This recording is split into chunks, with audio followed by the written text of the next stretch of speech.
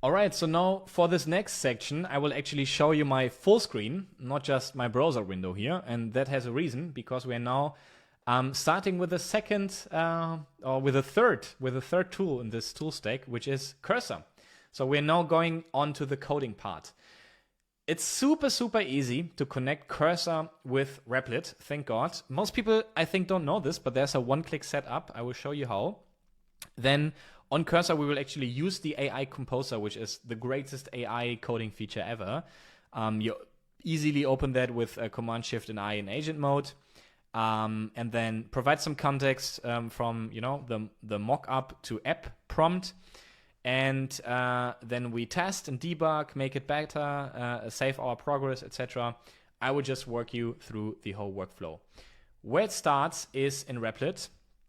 So I think for now we can separate these two tabs and are just in Replit. And here you would open up the SSH page. So this is a paid feature to connect Replit and Cursor, but it is necessary. And here what we have to do is just click on Launch Cursor. That's all. If you've downloaded Cursor, and that is like the third app that I haven't showed you yet, but that is the app that is important now. Cursor is this AI code editor here, right? So if you go to cursor.com, you see that it's a free app. It has a pro plan here. If the free app is not like enough for you, you can upgrade to pro and then have like more requests, faster, etc. But to start with, hobby, like the free plan, is totally fine. What you do need to do though is download it on your Mac or PC. Once you did that and installed it and go to Replit, just like I did here on SSH, and say launch Cursor, it already like launches this app, right? What you can see now is that we have like the same files on Cursor. You see these files, right? Like path, public, etc. That we also have here on our app on Replit. Can expand this like folder basically here, and now you see path, public, source, and so on, right? Those are like the folders that you can see here. So it's connected now, and on this tool on Cursor, we would now code, and then on Replit we have a web view, like a live preview of what we are building. So this is actually pretty exciting. I will close all of these, have the web view a bit more larger here, and I will actually activate my stage manager to show you how it looks like like with the progress that we are making. So as a first step, we did the one-click setup. Now we would go to Cursor. So now on Cursor, we just open the Composer. That is a simple combination of Command-Shift and I. So this is the Composer.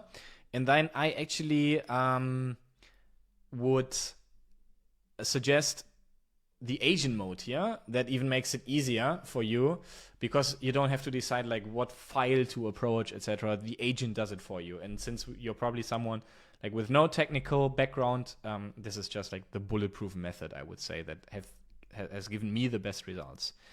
So we would start now with the code that V0 already has generated for us, right? Actually, this is what we need as a context, but I have a prompt for my prompt collection for Cursor that makes it really easy to start like with a very good foundation. And actually sometimes I link like a video here where I'm using this prompt. So if you like would like to have more background, that really works well. So in this case, I say, hey Cursor. So previously I always like addressed the code base. You can do this. However, with the agent, it's not necessary anymore. So probably with the agent, I would just leave it out. Then app idea with features, right? This is a placeholder for our page here where we just jotted down the bullets of our app idea. So we just paste that in, teleprompter app. This is what I want to build. Then it gives some context. Here's a mock-up for the app that you should use as an example. You don't need to use the code exactly as is, because you need to hook it up to Firebase, etc. The template, which is the code base right now, is already set up to Google Firebase. This is what we did in the previous step. So I want the user to be able to sign in to their own account with the existing Google Firebase setup, etc. Here's some code to use as an example of what this app might look like. But again, I want you to make sure that it's fully functional given the starting point of this application. So as you've realized, this has some steps here that we don't need for this teleprompter app. But, for the sake of the potential complexity that you will have, this is a good prompt to have it bulletproof, right? So if you used Firebase with authentication, etc., you could use this prompt. We won't need it for our web app that we're gonna build here with the teleprompter. So I would delete this part, okay?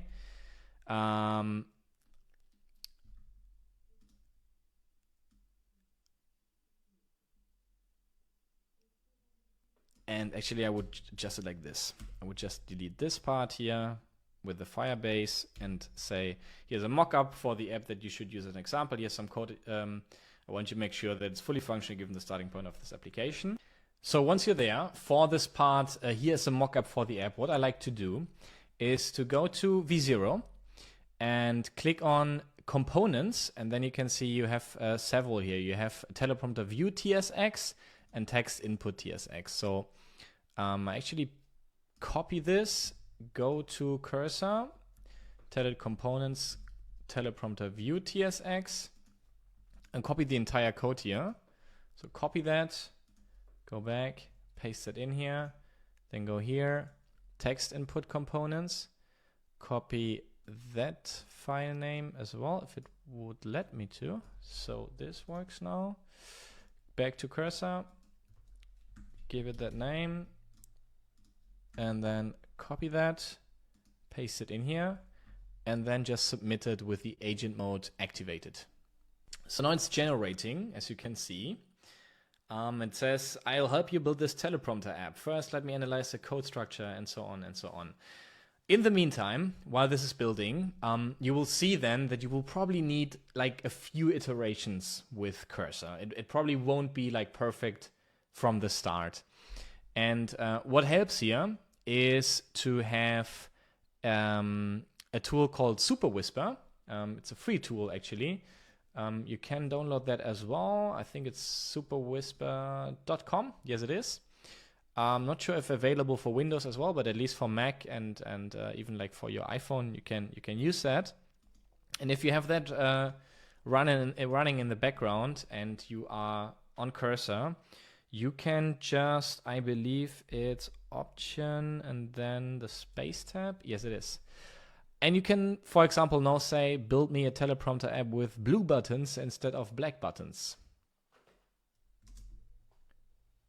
And it just, pastes it in here, just how you said it. And for your example, you can, for example, say, build me a teleprompter app with blue buttons instead of black buttons. And this, in the long run, helps you save a lot of time because you don't have to type anything out, right? So this helps a lot, just as a quick bonus side tip. All right, so as we can see now, Cursor has done plenty of changes, and it says, these are the changes that I've made, etc. It should be functional now, it's clean, minimalistic interface, etc., etc. So we just say save all. And going back to the course content, you see coding with Cursor in our setup here includes the one-click setup. We did that through Replit.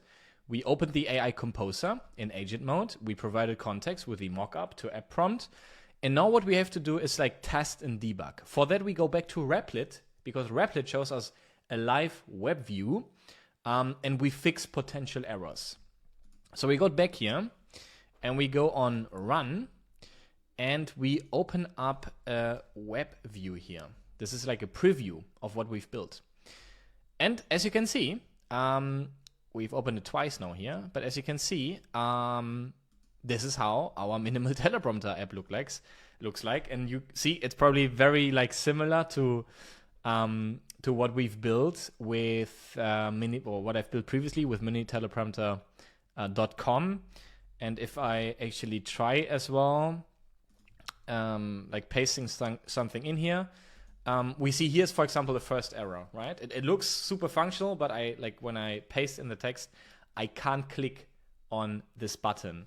So this would be like something where you go back now to cursor, we can do this live now, and say, for example, in this case, I would take a screenshot, go back, paste in the screenshot here, and say with Super Whisper,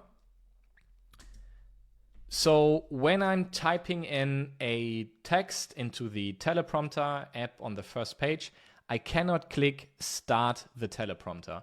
The button doesn't seem to function. Please fix it. And we give that to cursor as a task. Fix it, right? And this is what it's going to do now. It will generate some new code that hopefully fixes this error. So it says, let me check the text input component to fix the button functionally, and so on. And this is basically your task, right? You have to fix these errors that you detect. You can say you want it, in a different color, stuff like that. You want text here below, whatever you would like. This is your task, but this is basically the workflow. You go back and forth between the two, and let's just quickly see if this actually did the trick and fixed this button. Is checking any CSS issues here that affect the button's clickability. So let's see, it did some things, we accept that. Still generating. It tells you I've made some changes, and let me try again. Open your browser's developer and so on. We don't have to do that. We say save all, and we refresh the page here and see if that made any difference. It didn't, right? So now you would take another screenshot and say, look, it says something different, the button looks differently, but it's still it's still not working, etc. Right? So you do some iterations, right? It's all about iterations, but this is basically the workflow between Cursor and Replit. So going back to the content, right? We did the one-click setup, we used Composer, we provided context, and now we would be in the phase of debugging and testing. So one bonus tip that I wanted to give you for this debugging phase here that can be, sometimes it can be a bit time intensive, is that when you have this web view here on Replit, you have DevTools that you can pull up. And this gives you sometimes a very good hint on what is going wrong. For example, in this case, we know that this doesn't work, right? And it says button disabled true script, right? So what I did here now is I copied this, went back to Cursor, and told it console says button disabled true script, right? And it did some changes, so we could accept this again and see if this made a difference. It did, right? So right now I pasted in the text here, and now I can actually click this button, right? What is happening here now? This is for another stage, right? Here we would tell again, hey, the app isn't actually showing us a teleprompter. We could, for example, again go back to the preview of V0 and show it what this looks like, and tell it, make it more similar to what you see in the screenshot. You've seen those steps now, so I'm confident that you could, replicate this now. But this is a debugging phase, and the console with the DevTools here, this really helps, and sometimes gives you errors as well. So that makes it easy if you just paste them in here. But this is now the building step that I would skip for the sake of this course, because this is the very individual part, right? This really depends on what you want to build, but the workflow is clear.